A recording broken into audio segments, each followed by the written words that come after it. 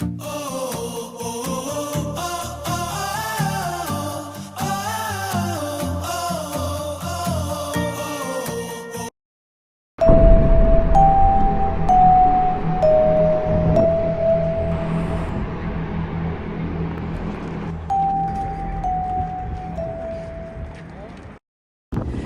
हैं कि एडवेंचर का मज़ा तो ख़वारी में है, लेकिन अगर वो ख़वारी हो बैड इंफ्रास्ट्रक्चर की वजह से तो फिर तो बिल्कुल भी काबिल कबूल नहीं।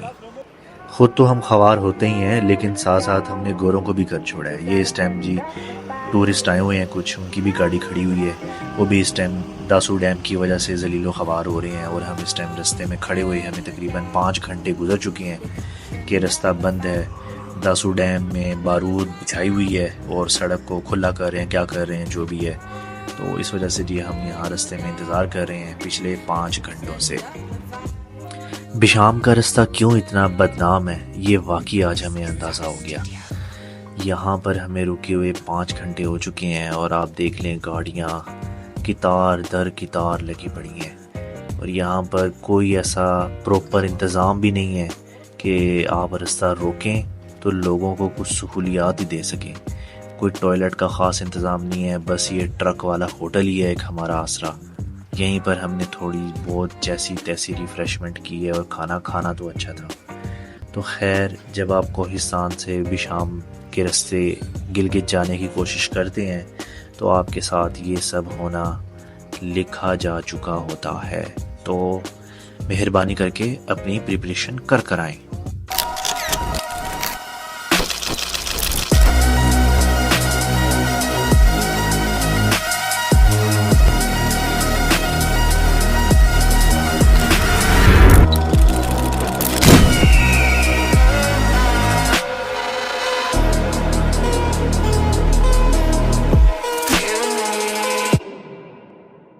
मुझे तो बिल्कुल अंदाज़ा नहीं था कि ये खूबसूरत फूलों से शुरू होने वाला सफ़र हमें कांटों के दरिया पर ले जाएगा।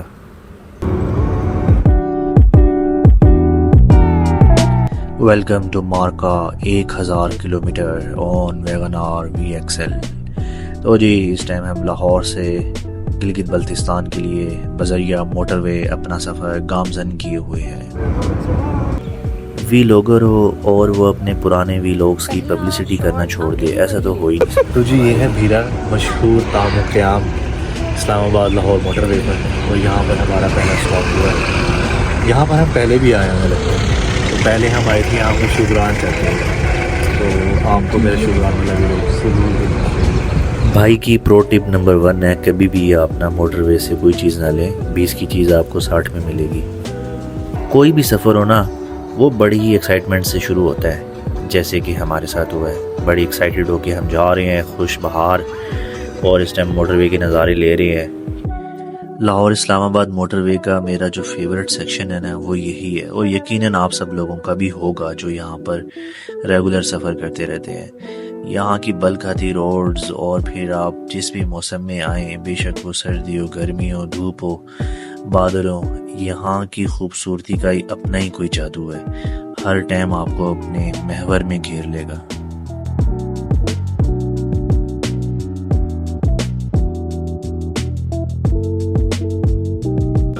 ये मज़ेदार सा नाश्ता जो आपको नज़र आ रहा है, आलू की भुजिया और चने, मज़ा ही करा दिया, लाहौर के नाश्ते की याद करा दी। तो ये नाश्ता जी मिलता है आपको लाहौर इस्लामाबाद मोटरवे क्रॉस करने के बाद पेशावर मोटरवे पर जब आप चढ़ते हैं, तो ये लाजमी कीजिएगा जब भी आप यहाँ से गुजरें। तो जी इस टाइम मैं हूँ एबटाबाद टनल क्रॉस करके जो पहला क़याम-ओ-ताम आता है वहाँ पर हूँ, और यहाँ पर जी हमारी रिफ़्रेशमेंट चल रही है। रात के हम निकले हुए हैं हुंज़ा के सफ़र के लिए, और इस टाइम यहाँ पर बड़ा ही खूबसूरत नज़ारा है। जब भी मैं इस क़याम-ओ-ताम पर आया हूँ, यानी कि मानसहरा मोटरवे पर, तो फुल टाइम जी इंजॉयमेंट ही हुई है, और हवा इतनी प्यारी चल रही होती है ना कि दिल को सुकून मिल जाता है। तो खैर, अब हम यहाँ से मानसहरा से अंदर न्यू बालाकोट सिटी की तरफ नहीं जाएंगे, बल्कि यहाँ से हमने सीधा बिशाम के रास्ते से होते हुए, दासू डैम के रास्ते से होते हुए और चिल्लास पर जाकर हमने अपना स्टे करना है।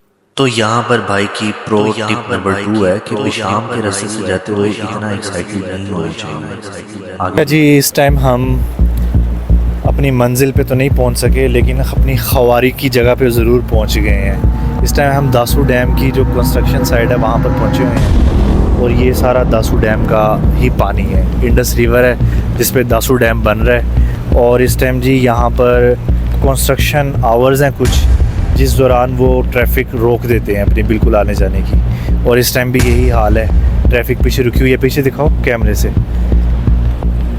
इस टाइम बहुत सारे लोग जो हैं जो आगे बिशाम के रास्ते चिल्लास से होते हुए हुंजा जाना चाहते हैं, तो वो सारे इस टाइम रुकी हुई हैं। ट्रैफिक सारी रुकी हुई है इस दरिया की कंस्ट्रक्शन की वजह से। तो अब हमें यहाँ पर तकरीबन 2 घंटे इंतज़ार करना पड़ेगा।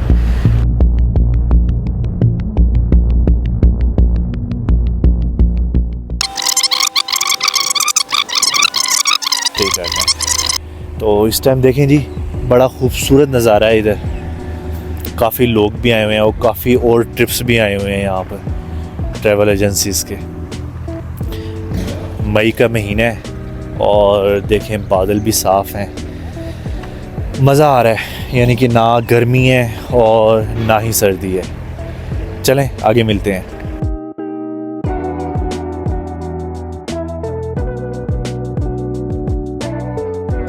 आपको मज़े की एक बात बताऊं कि मैंने जो सोचा था कि बिशाम के रास्ते से जाने से चलो थोड़ा सा एक पैच होगा जो ख़राब होगा, तो वहाँ पर हम स्लोली गाड़ी चला लेंगे, लेकिन ये तो हमारी एक्सपेक्टेशन से बिल्कुल ही बरक्स निकला। खैर अब हमने बालाकोट पॉइंट जो है जहाँ पर मोटरवे बनी हुई है वो क्रॉस करके अब हम बिशाम सिटी के अंदर एंटर होने वाले हैं। ये देख रहे हैं जी, सवात भी यहाँ से आता है, गिलगित 323, और हमारा पहला स्टॉप चिलास है। अभी तो हम बड़े मज़े से जा रहे हैं कि हम अपनी एक्सपेक्टेशन के मुताबिक रात तक पहुंच जाएंगे। ये लिखा हुआ है जी बिशाम 1.5 किलोमीटर। तो ये हम तकरीबन बिशाम में पहुंच गए हैं, और यहाँ पर थोड़ी देर हम रिफ़्रेशमेंट करेंगे। छली नज़र आ गई है। आपको एक बात बताऊं यहाँ पर कि बिशाम तक रास्ता आपका ठीक है, बिल्कुल कोई मसला मसाइल नहीं है। यहाँ तक आपकी गाड़ी बिल्कुल इजीली पहुँच जाती है, और यहाँ से कोई झटके लगना भी हमें शुरू नहीं हुए थे। आप सोच रहे होंगे कौन से झटके, तो ये यकीनन खवारी के झटके हैं जो कि बिशाम के रास्ते से आते हुए आपको मिलते हैं तोहफे में।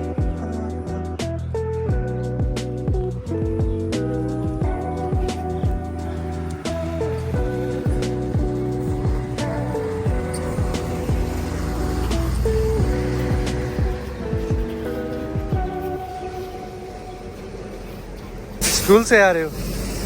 कौन सी क्लास में पढ़ते हो? कौन सी क्लास में? 5वीं में। ये मासूम बच्चे 5वीं क्लास के हैं, और ये मुझे यहाँ पे छल्ली बनवाता देखकर रुक गए हैं। स्कूल से घर जा रहे थे, तो ये ऐसे हैरत से देख रहे हैं जैसे मैं कोई अलग दुनिया से आया हूँ। क्यों भाई? कौन सा डैम है यार जो आगे बना हुआ है? हाँ, गिलगित डैम। नहीं, जो डैम बना हुआ है उसका क्या नाम है?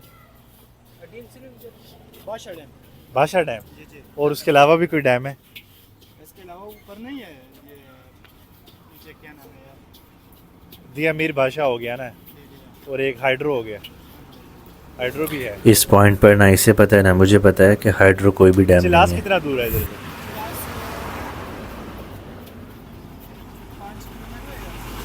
कितना? 5 किलोमीटर में 5 नहीं 6। 6 किलोमीटर चिलास ना करो यार। आधा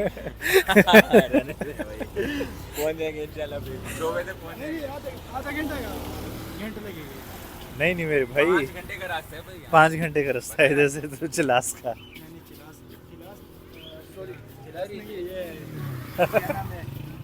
बिशाम नहीं, हाँ, कोहिस्तान आजा। नहीं, कोहिस्तान नहीं, चिलास का पूछा है। जब कोहिस्तान यहाँ से 5 किलोमीटर है। 5 किलोमीटर। अच्छा ठीक।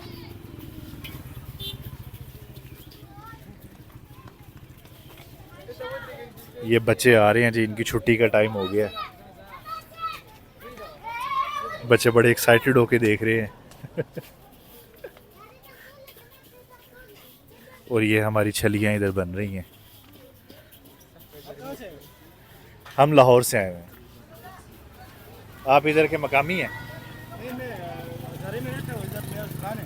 अच्छा अच्छा, रहते मानसहरा में। क्या नाम है आपका?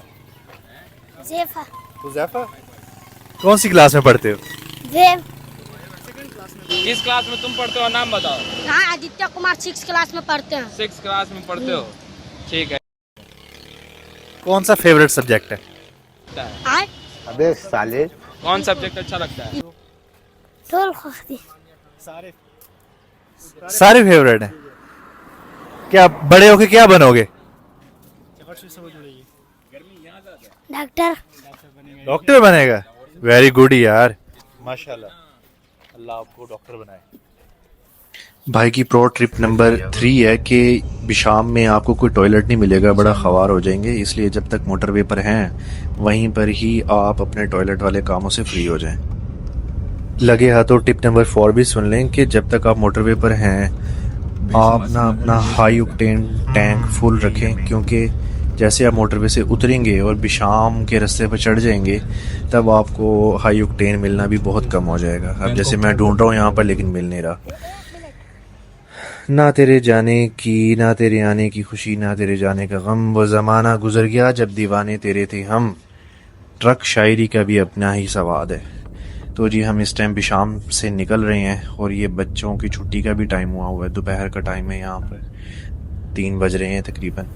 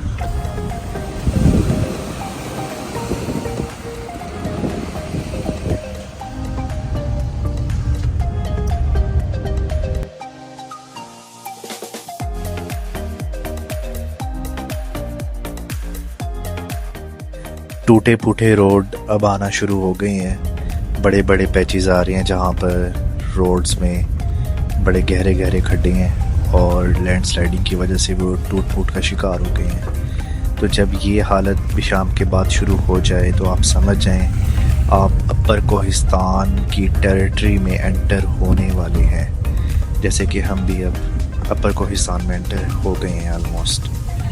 और यहाँ पर जी अपर कोहिस्तान में एंटर होते ही ये चौकी है पुलिस की, यहाँ से वो एरिया शुरू होता है कोहिस्तान का। और यहाँ पर जो चौकी है वहाँ पर आपको एंट्री करानी पड़ती है अपनी। यहाँ पर फॉरेनर्स हों तो उनकी एक स्पेशल एंट्री होती है, काफ़ी टाइम लगता है, चेक एंड बैलेंस होता है सारी गाड़ी का। लेकिन अगर आप लोकल हैं तो फिर इजी सीन है।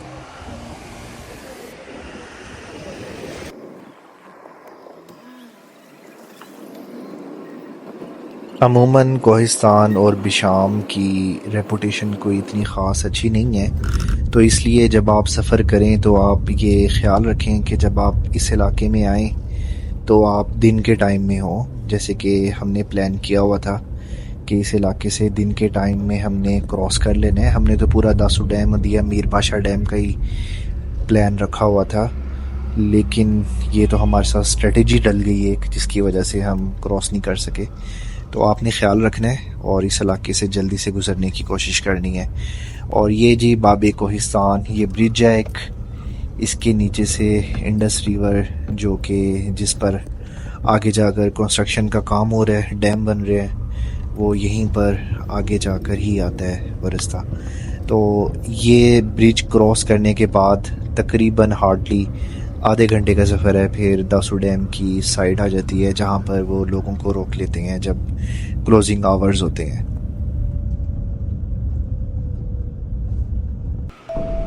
देखिए मीडिया आप पर कैसे इन्फ्लुएंस करता है, क्योंकि यहाँ के बारे में कुछ अच्छी खबरें नहीं सुनी हुई, इसलिए यहाँ पर आकर ये टेरेन देख रहे हैं हम और ये इन्वायरमेंट थोड़ा रफ सा लग रहा है, कोई अच्छी वाइब्स नहीं दे रहा। हाँ लेकिन अगर इस तरफ देखें हम तो पता नहीं ये कौन सा पहाड़ है, लेकिन बहुत खूबसूरत लग रहा है और यहीं पर जाना है मुझे। खैर ये इलाका जो है, ये जहाँ पर हम खड़े हैं, ये इस टाइम चारों तरफ से ना पहाड़ों में घिरा हुआ है। लेकिन क्योंकि थकावट इतनी है, रात से हम लाहौर से निकले हुए हैं, तो हमने थकावट की वजह से ना इतनी देर यहाँ पर मज़ीद रुकना 2 घंटे, ये हमारे लिए एक दर्दनाक अज़ाब है। तो खैर अब ये अज़ाब बर्दाश्त करना पड़ेगा और मिलते हैं आपसे नेक्स्ट स्टॉप पर। इस स्टॉप ओवर पर हालत बहुत ख़राब है, कोई भी गवर्नमेंट की तरफ से इंतज़ाम नहीं है, इसलिए आप फैमिली के साथ आएँ तो अपनी एहतियाती तदाबीर को मद्देनज़र रखें। आखिरकार 3.5 घंटे इंतज़ार करने के बाद दासू डैम का रास्ता ओपन हो गया है पब्लिक के लिए और इस टाइम लंबी कतार लग गई है गाड़ियों की। ये इस टाइम ट्रैफिक थोड़ी सी ब्लॉक हो गई है क्योंकि ये 2 वे ट्रैफिक चल रही है। वहाँ से भी जो उस साइड से यहाँ पर कोहिस्तान आने के लिए जो ट्रैफिक थी वो भी ओपन हो गई और वो भी सामने से आ रही है और यहाँ से ये लोग भी आ रहे हैं, तो ज़रा मुश्किल हो गई है। खैर अब देखते हैं ये कब खुलती है। ये यहाँ पर बहुत लंबी टनल है। जब आपको ऐसे अनप्लैन्ड वेट करना पड़े ना, फिर आपको बहुत गुस्सा आता है और आपकी एक्साइटमेंट भी सारी मर जाती है और आपका दिल करता है बस जल्दी से घर पहुँचें, बेड मिले हमें, गर्म पानी मिले और नहाएं और चेंज करें और सो जाएं लंबी तान कर। तो मुझे जो फीलिंग आ रही थी वो इसके बरक्स थी। मुझे गुस्सा था बड़ा कि मैं देखूंगा आखिर ऐसा क्या हो रहा है जिसकी वजह से इतनी देर खवारी करवाई है। मतलब कोई प्लानिंग होनी चाहिए थी इस काम की कि पब्लिक को इस वजह से सफ़र ना करना पड़े।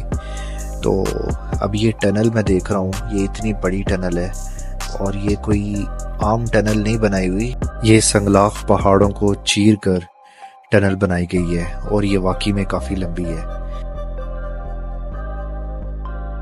तो अगर हम ये काम देखें तो वाकई दिल से तो तारीफ़ ही निकलती है और ये तारीफ़ के हकदार भी हैं जो भी ये काम कर रहे हैं, चाइनीज़ हैं, पाकिस्तानीज़ हैं, गवर्नमेंट ऑफ पाकिस्तान है या जो भी इसमें ऑर्गेनाइजेशंस इन्वॉल्व हैं। लेकिन इसका कोई ऐसा इंतज़ाम भी होना चाहिए था कि जिसकी वजह से पब्लिक को सफ़र ना करना पड़े। अब 5-5 घंटे जिन लोगों को यहाँ पर इंतज़ार करना पड़ा है उसकी वजह से कितना उनका माशी नुकसान हुआ होगा। तो गवर्नमेंट को इस तरफ भी सोचना चाहिए। टनल क्रॉस करते ही दासू डैम आपको अपनी असलियत शो करता है और 10-10 इंच गहरे खड्डे आपको बताते हैं कि इस रोड पर क्यों ट्रैफिक, आम पब्लिक ट्रैफिक का चलना ममनू है। आपकी कार की सेहत के लिए इंतहाई नुकसानदेह है। आपकी कार के शॉक्स इसमें तबाह हो सकते हैं, बर्बाद हो सकते हैं अगर आपने एहतियात से गाड़ी न चलाई। तो मुझे तो भाई अपनी गाड़ी से बड़ा प्यार है, मैं तो बड़े एहतियात से यहाँ पर गाड़ी चला रहा हूँ और कोशिश कर रहा हूँ कि आराम से ये रास्ता क्रॉस हो जाए। तो ऐसा लगता है कि बस ये ना थोड़ा सा रास्ता है और ये जल्दी ख़त्म हो जाएगा और ज़रा प्लेन रोड आ जाएगा, जैसे कि ये इस टाइम मेरे सामने आया हुआ है। लेकिन ये थोड़े थोड़े से पैचेस होते हैं रोड के अच्छी हालत में, उसके बाद दोबारा से गहरे गहरे खड्डे और टूटी फूटी रोड बहुत आगे तक जारी होती है, जो कि दिया मीर भाषा डैम तक आपको ऐसे ही मिलता है रास्ता सारा। एहतियात से गाड़ी चलाने का आपकी गाड़ी को तो फ़ायदा हो जाता है, लेकिन आपको नुकसान ये होता है कि आप जो गाड़ियों का एक झुरमट होता है आप उससे अलग थलग हो जाते हैं। अब इस टाइम मैं बिल्कुल पीछे हूँ और सारी गाड़ियाँ तकरीबन यहाँ से निकल चुकी हैं और ये रास्ता इंतहाई खौफनाक है। रात के टाइम बिल्कुल सन्नाटा है इधर उधर और बड़ी बारिश भी हो रही है। किसी किसी जगह पे बारिश शुरू हो जाती है और किसी किसी जगह पर बड़ी तेज़ हवाएं चलने लग जाती हैं। तो ये मेरी ज़िंदगी का अब तक का बड़ा ही एडवेंचरस एक्सपीरियंस रहा है। बड़ा खौफनाक था रात के टाइम यहाँ पर ड्राइविंग करना। तो खैर इसके बाद जी हम तकरीबन 4-5 घंटे ड्राइविंग करने के बाद चिलास पहुँच गए थे। दासू डैम की 200 किलोमीटर की पट्टी क्रॉस करने के बाद हम दिया मीर भाषा डैम आता है और उसके बाद फिर चिलास आता है। तो दिया मीर भाषा क्रॉस करने के बाद तकरीबन 3-4 पुलिस की चौकियां आती हैं। वहाँ पर भी आपसे वो ID कार्ड ले लेते हैं, पूछ कुछ करते हैं। अगर आप फैमिली के साथ हैं फिर तो वो नहीं करते, मोस्टली नहीं करते, फिर वो ऐसे ही जाने देते हैं। लेकिन अगर आप लड़के होंगे तो फिर वो गाड़ी से उतरवा भी लेते हैं। तो खैर हम रात के टाइम अपने मकाम पे चिलास होटल में पहुंच गए थे और काफ़ी लेट हो चुका था। तो इसलिए हमने अगले दिन गिलगित का सफ़र भी लेट शुरू किया। तो आगे की कहानी मैं आपसे नेक्स्ट व्लॉग में शेयर करूँगा। जाने से पहले मेरे नेक्स्ट व्लॉग का ट्रेलर लाजमी देखें, जो कि है Chilas to Gilgit on Karakoram highway.